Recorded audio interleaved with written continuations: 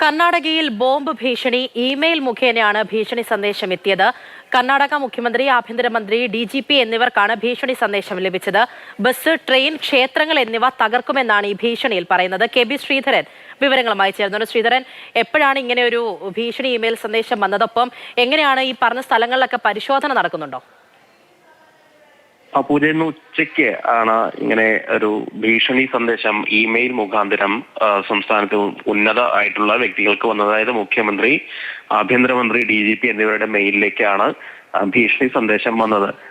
പ്രധാനമായി ഇപ്പോൾ രാമേശ്വരം കഫേയിൽ കഴിഞ്ഞ ദിവസം ഉണ്ടായ ബോംബ് സ്ഫോടനത്തിന്റെ പശ്ചാത്തലത്തിൽ നഗരത്തിൽ വലിയ പരിശോധനയും അതുപോലെ തന്നെ സുരക്ഷയൊക്കെ ഏർപ്പെടുത്തിയിരുന്നു. ആ ഒരു പശ്ചാത്തലം നിൽക്കുമ്പോഴാണ് വീണ്ടും ഇങ്ങനെ ഒരു ഭീഷണി വരുന്നത്.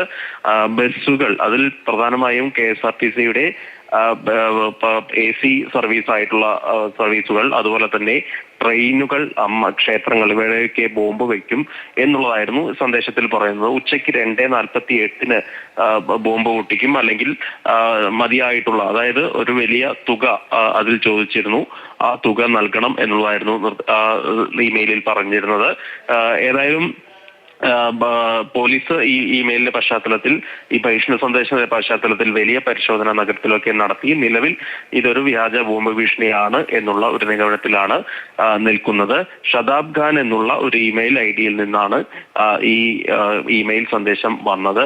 ഏതായാലും ഇതാരാണ് എന്നറിയുന്നതിന് വേണ്ടിയുള്ള പരിശോധനകൾ ആരംഭിച്ചിട്ടുണ്ട്. ശരി, KB ശ്രീധരനാണ് വിവരങ്ങൾ നൽകിയത്.